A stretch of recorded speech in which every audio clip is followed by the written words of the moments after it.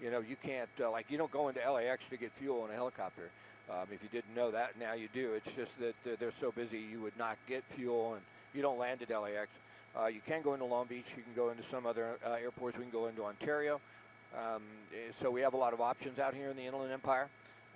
San Bernardino Airport, we can get fuel there. But if where we're at basically is the 10 freeway. I think we're coming up on the Montclair off-ramp, if I'm not mistaken. We're in Montclair, and I think that's the off-ramp, Montecito possibly. And the speeds that we've been given are 60 to 70 miles an hour from the CHP. Open up a little bit. We'll show you the cars behind him just for a moment, or her. We haven't been able to figure out if the man or woman driving the vehicle. You can see the patrol cars there. 4 of them now, helicopter overhead. A lot of resources being deployed on this individual. And it's been going on for some time now. I mean, we're coming out through Montclair into Ontario, and it went all the way down into Long Beach, started in Industry. Now we're back on the 10 freeway. There's not much traffic up ahead, although now that I get a better look, as we do get closer out towards, I believe it might be 4th Street, out towards the Ontario area, it's way up ahead. We may have some stop traffic. So there's one of those situations we talked about before. You really get some sort of sense of what this suspect is willing to do to get away if they come up on stop traffic, and it's a little dicey in situations like that. That's when we see accidents. That's when we see people get hurt from time to time if the person's not willing to just stop.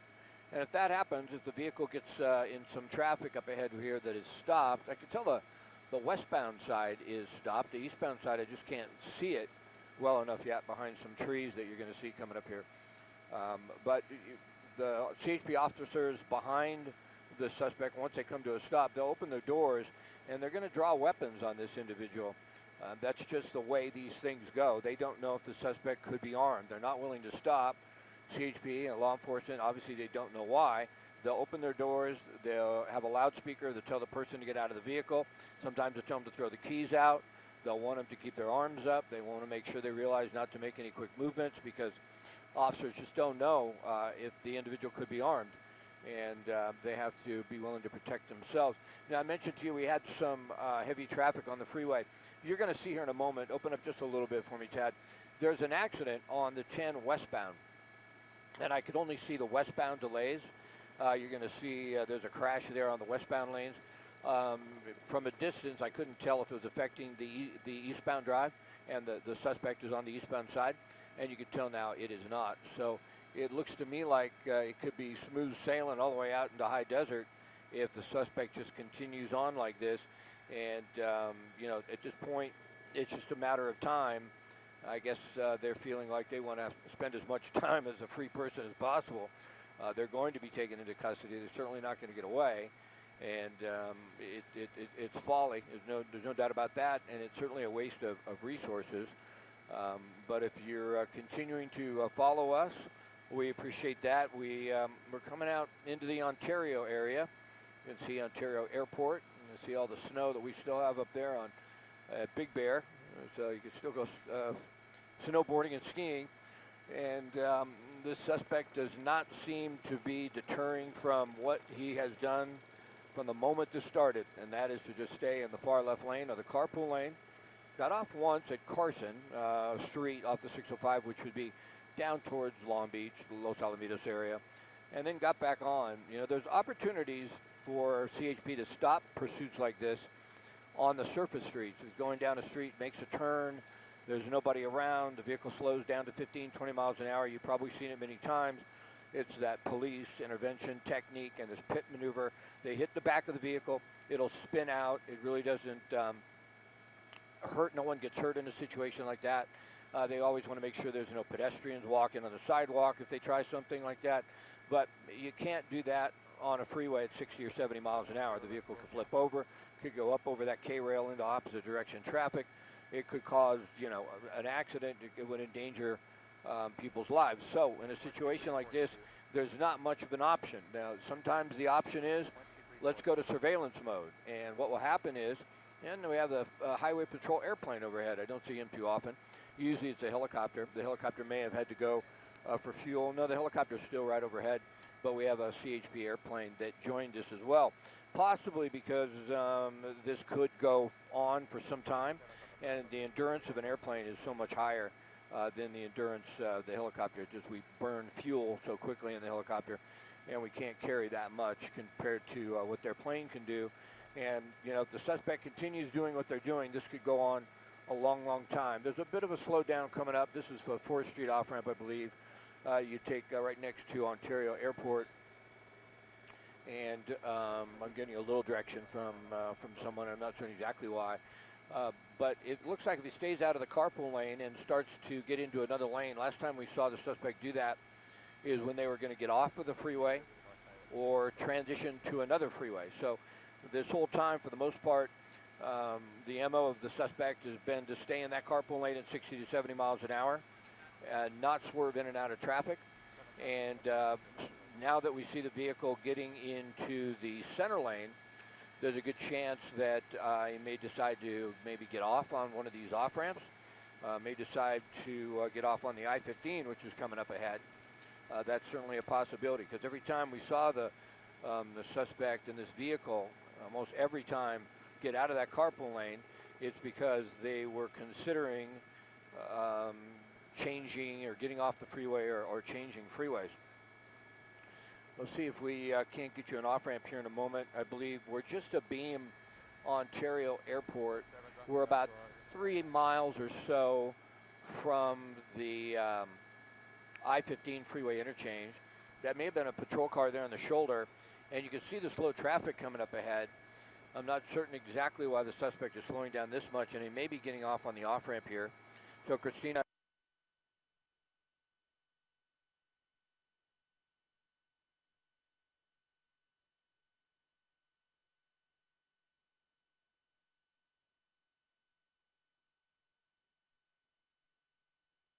Videos here, Ted. Okay, that could be a spike strip.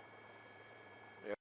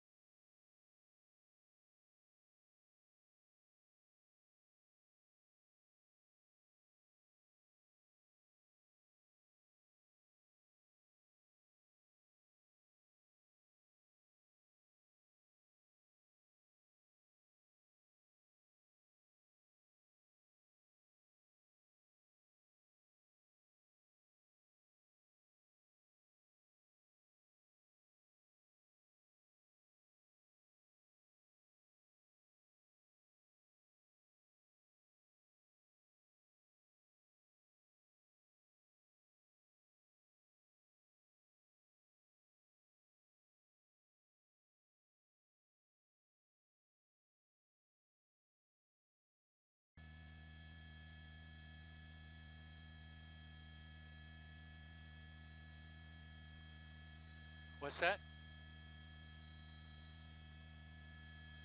He is. I think he's trying to get off.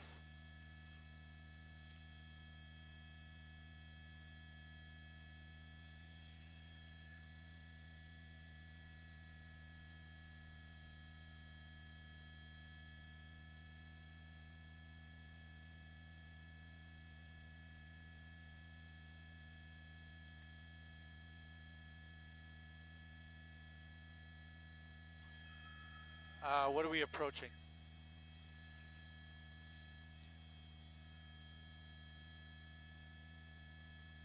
He's right behind that white. It's right. It's right there.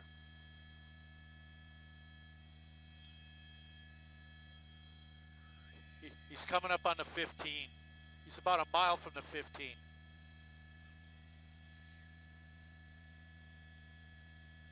He might be going south on the 15.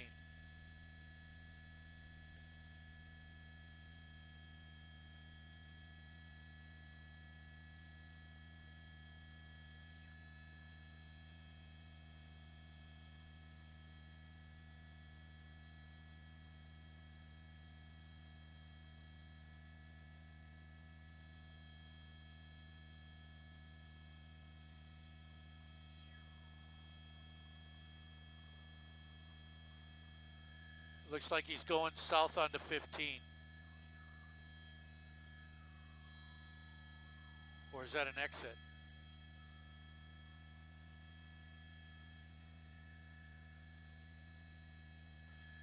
No, that's an exit.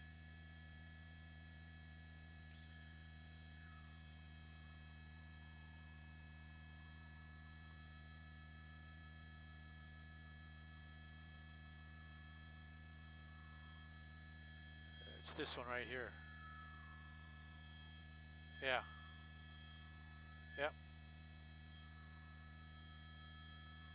Right?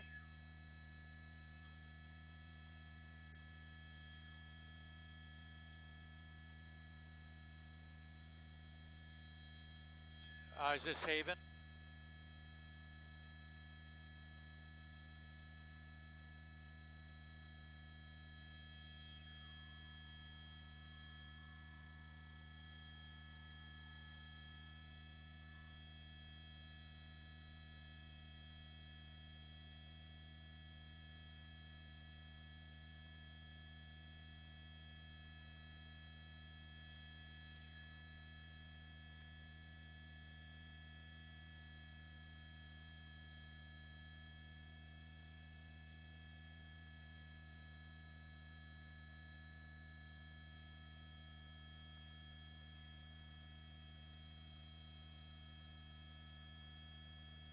They're going to try to pit him, I think. Oh.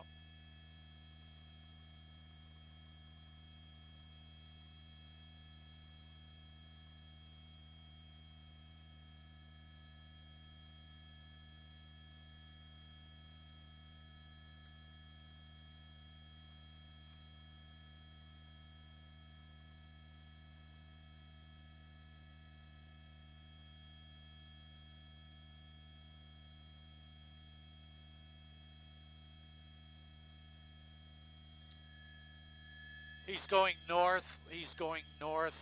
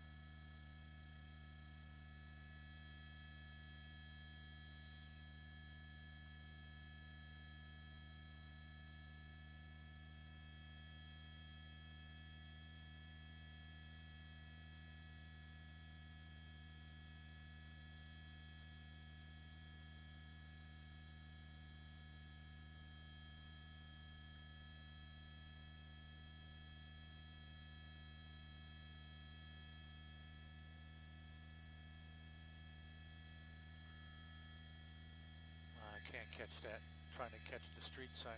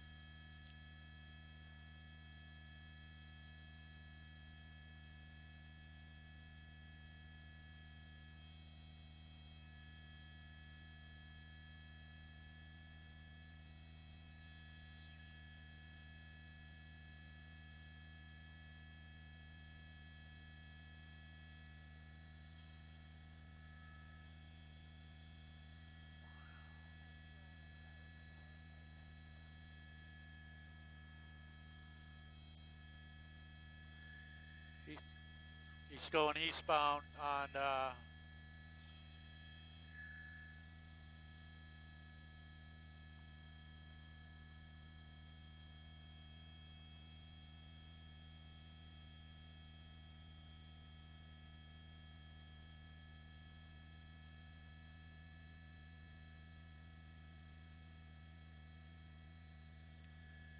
Red Oak. He's going north on Red Oak. Red Oak, northbound. He's going home.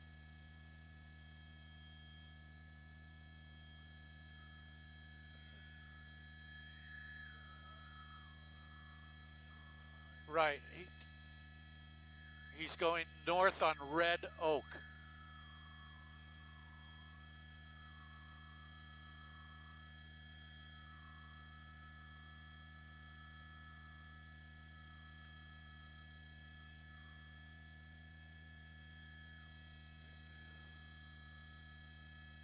He's going home.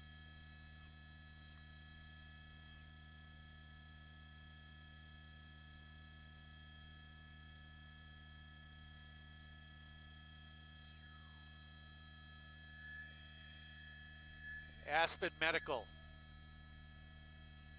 Can we get vertical? Yeah, I think he just walked in there. He just walked in there. Aspen Medical. Aspen Medical, he just walked in.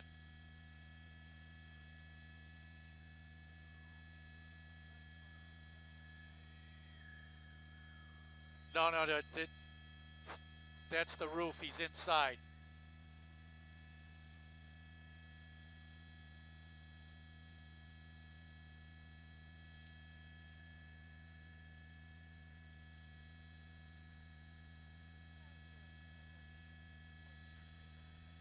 Aspen Medical.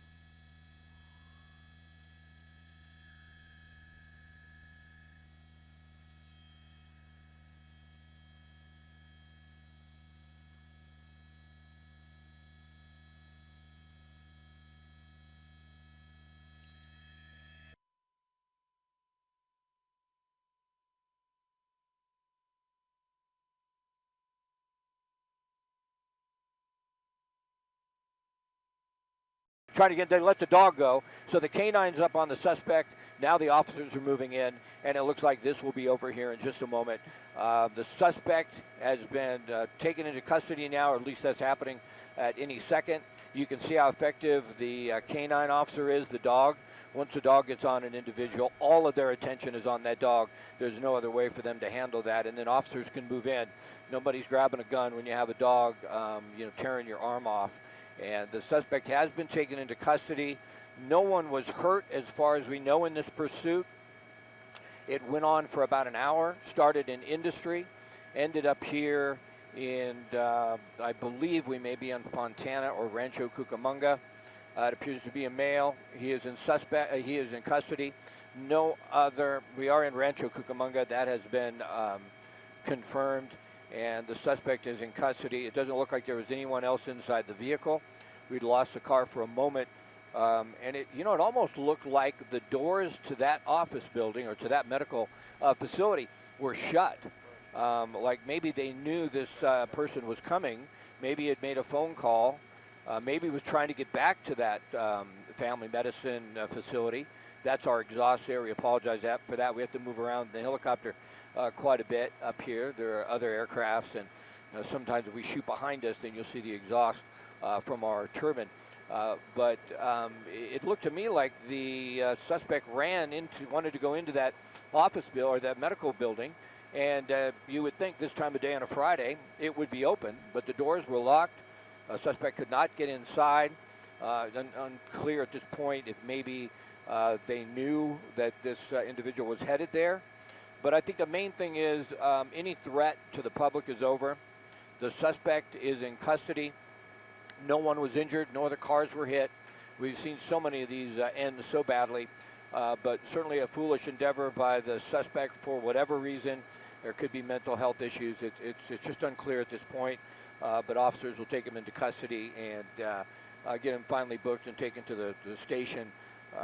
We're just happy to report that no one was hurt, and the suspect has been taken into custody. And any possible threat to the community is now gone. And it's just a lot of paperwork that has to be done, and trying to figure out exactly why this individual wanted to lead them on such a long pursuit.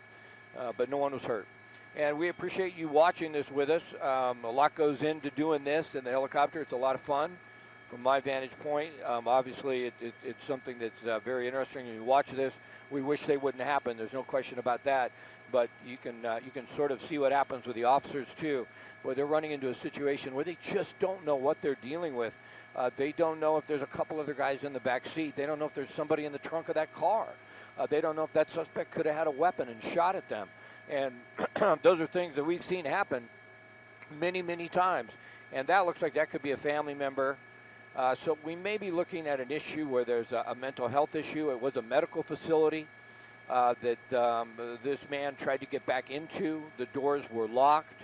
For now, they're keeping that woman away from the male suspect next to the patrol car, but more than likely that's family. And when you see a situation like this, the first thing you think of, or at least I think of, is possibly a mental health situation, trying to get back to a medical facility. The parents or these family members, hard to say if they're parents or not, they must have known. They couldn't have gotten here this quickly. So they must have been on the phone with the suspect when he was driving, and they must have had some indication that he was going to head here. And maybe that's why the doors were locked to that facility, because the suspect had indicated to someone that he was headed there. But it is over now. The suspect's in custody. Once again, no one was hurt. We're always happy to report that at the end of something like this.